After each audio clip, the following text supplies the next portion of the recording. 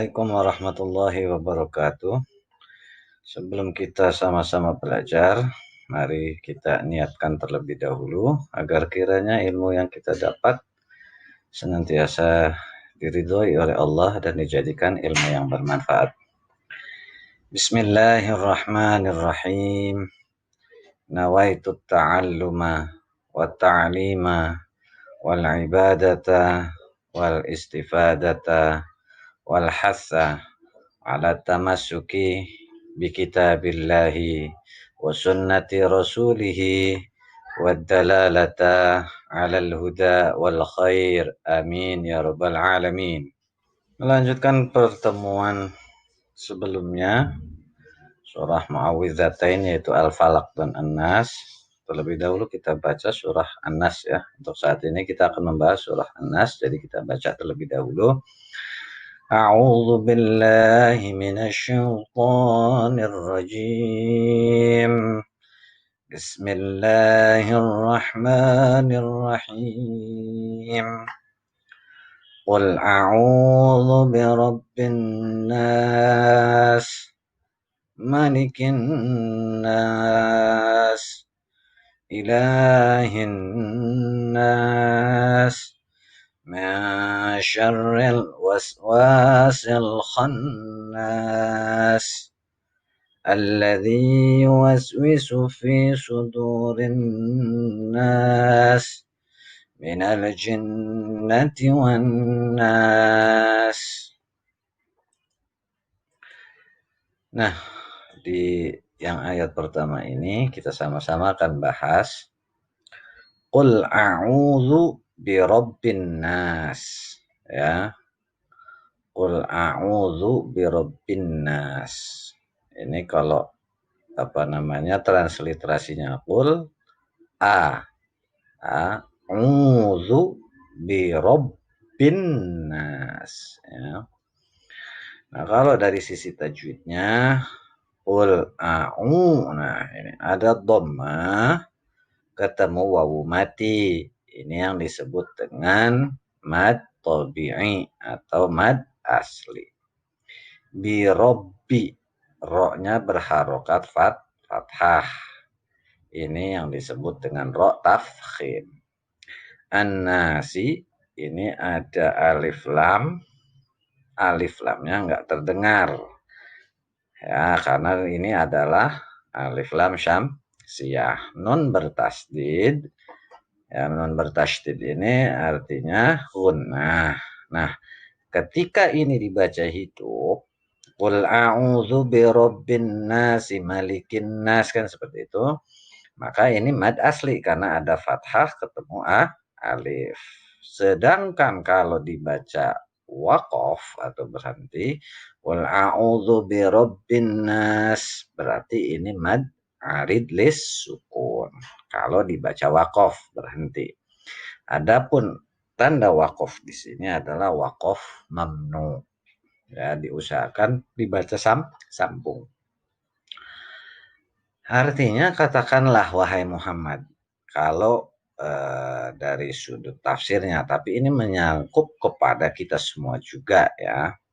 A'udzu birabbin nas, aku berlindung kepada Robnya. Ingat Rob itu artinya adalah yang menciptakan, yang memelihara, yang menjaga, dan nanti kelak akan meminta pertanggungjawaban, itulah Rob, yaitu Allah. Nah, aku berlindung kepada Robnya manusia. Berarti kita meminta perlindungan kepada Allah karena kita manusia. Allah ini yang menjadi Rob kita. Karena menjadi Rob kita karena semuanya dijaga dan diatur serta dipelihara oleh Allah Subhanahu wa taala, dan kelak pun kita juga akan dimintai pertanggungjawabannya oleh Allah. Apa yang sudah kita lakukan di muka bumi ini selama hidup di dunia. Kemudian ayat yang kedua, malikin nas. Ya, malikin nas. Ini tulisan transliterasinya malikin nas, ya.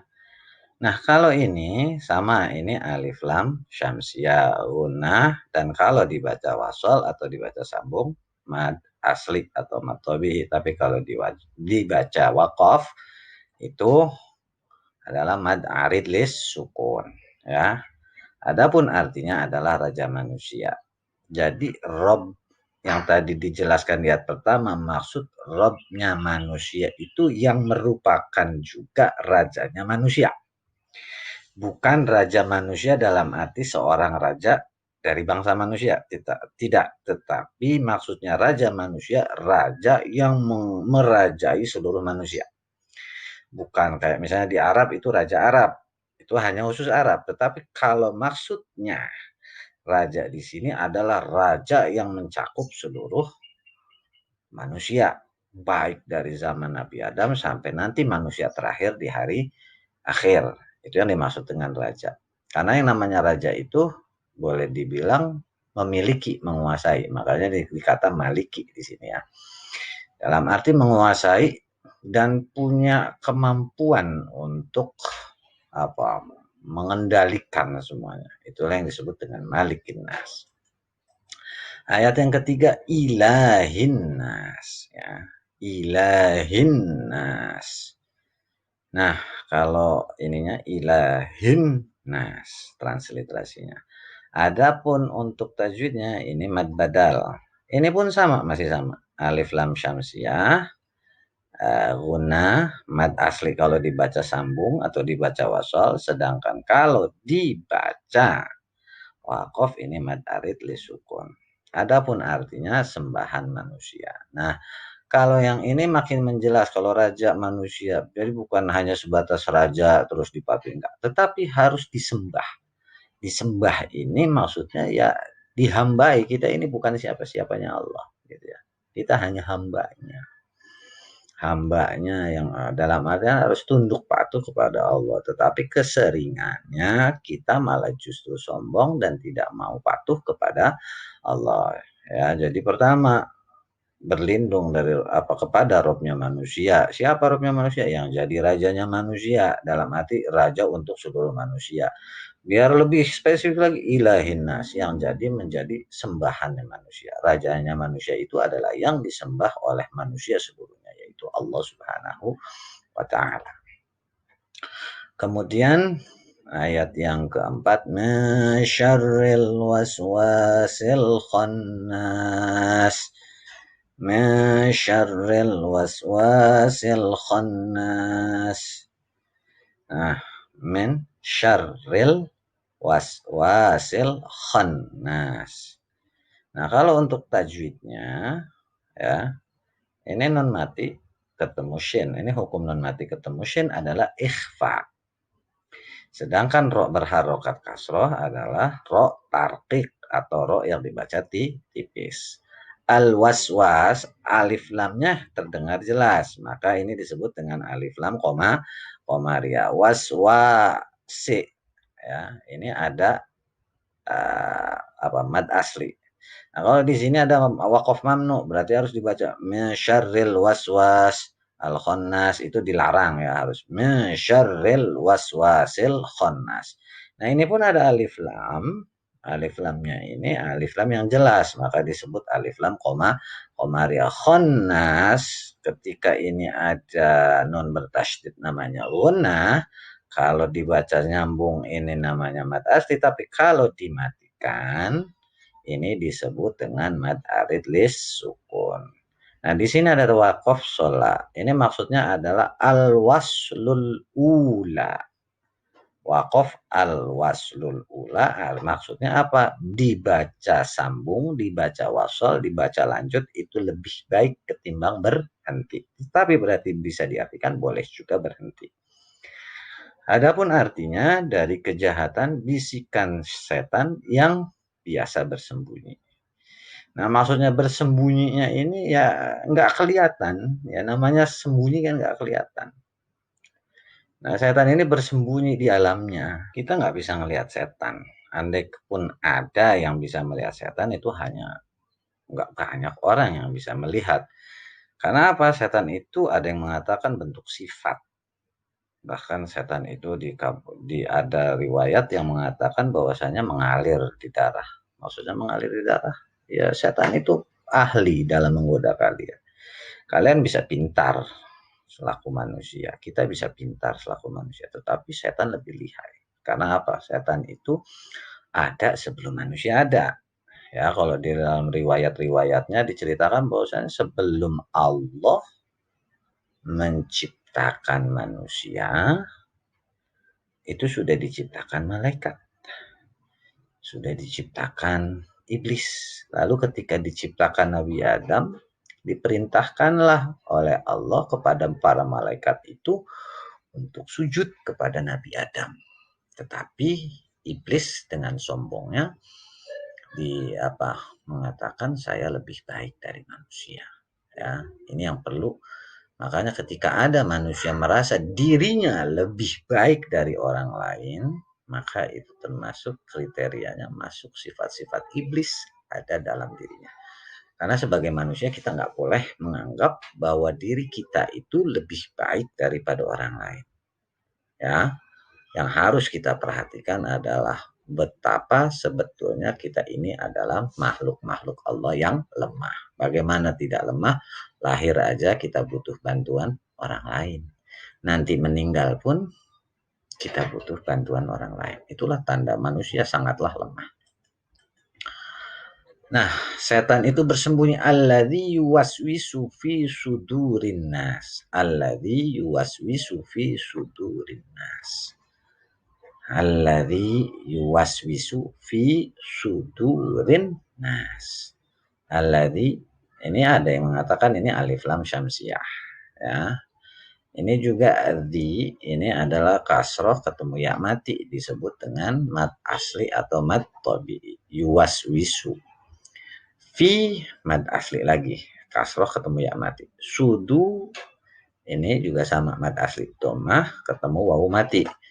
Ri. Nah, ini namanya ro tarqiq, ro yang dibaca tipis. An-nasi. Nah, ini alif lam syam siyah gunnah mad asli kalau dibaca sambung, kalau dibaca waqaf ini mad arid lis sukun. Waqafnya waqaf mamnu, ya. Nah, tadi yang membisikkan kejahatan ke dalam dada manusia. Maksudnya ke dalam dada manusia itu di sini. Kadang ada bisikan-bisikan ya untuk berbuat jahat, untuk berbuat nggak baik, untuk bolos sekolah, untuk bohong. Nah, itulah setan itu membisikkannya ke dalam hati atau ke dalam dada manusia. Makanya kita nggak bakal bisa melihat setan itu seperti apa. Karena apa? Mereka senantiasa bermain di dalam hati kita. Ya, untuk apa? Membuat keraguan-raguan. Ya, keraguan-raguan. Ragu-ragu pun itu salah satu bentuk dari tipu daya setan. Nah, bentuknya apa sih godaannya itu? Minal jinnati wan nas. Ya, minal jinnati wan nas. Minal jinnati wan nas. Ini alif lam qamariyah. Alif lamnya jelas. Jinnah. Nunnya tasydid namanya gunnah. Wan nas. Alif lam syamsiyah. Gunnah. Ini mad asli. Nah, karena ini di akhir surat, maka ini disebut dengan mad arid lis sukun karena harus dibaca mati, ya. Nah, dari golongan jin dan manusia, maksudnya dari golongan jin dan manusia apa ya? Setan itu menggodanya dari bangsa jin dan juga ada manusia yang menggoda. Ada manusia yang ngajakin orang untuk berbuat buruk, ada. Itu godaan, itu tipu daya dari setan. Kita mau ke masjid, mau sholat, atau kita mau sholat, tiba-tiba ada orang yang ngajak, ngapain sih pakai sholat? Itu termasuk godaan setan, menggunakan bantuan manusia. Jadi manusia yang satu bukan berarti manusia itu setan, tidak, manusia itu manusia. Tetapi manusianya dipengaruhi oleh setan untuk menggoda manusia yang manusianya yang dipengaruhi oleh setan untuk menggoda manusia yang lainnya. Ya, makanya kita senantiasa berlindung, jangan sampai kita tergoda lalu kita dijadikan alat juga oleh setan untuk menggoda manusia yang lainnya. Nah, itu kita berlindung. kita pun berlindung agar kiranya Allah menjaga hati kita supaya tidak dimasuki oleh fitnah-fitnah ataupun tipu daya yang berasal dari setan. Makanya banyak sekali ulama yang menganjurkan ketika kita sholat, itu sebelum sholat, pertama kita bersyahadat terlebih dahulu, yaitu untuk mengislamkan. Karena apa? Orang yang berbohong itu sama aja orang yang munafik. Orang munafik itu kriterianya sama seperti orang yang kafir dalam beberapa ayat. Sehingga ketika kita mau sholat, kita bersyahadat menghadap kiblat, asyhadu an la ilaha illallah wa asyhadu anna muhammadar rasulullah. Ada lagi yang menganjurkan untuk membaca surah An-Nas ini. Supaya apa? Kita terlindungi dari godaan setan. Bukan hanya godaan setan, tapi kita minta juga dilindungi agar kiranya supaya kita nggak menjadi alat yang digunakan setan untuk menggoda manusia yang lain. Sehingga ada dari dua surah Al-Falaq dan An-Nas ini yang disebut muawwidzatain, yang melindungi, dua ayat yang memproteksi, yang bikin perlindungan dari Allah. Itu kalau misalnya mau tidur baca surah Al-Falaq, baca surah An-Nas, qul a'udzu birabbil falaq min syarri ma khalaq, terus disambung lagi qul a'udzu birabbin nas sampai habis ya. Berarti ada 11 ayat. Itu pin ke tangan, diusap ke muka, badan sampai ke kaki. Insya Allah itu kalau malam menjelang tidur, insya Allah tidurnya senantiasa dijaga oleh Allah Subhanahu wa Ta'ala.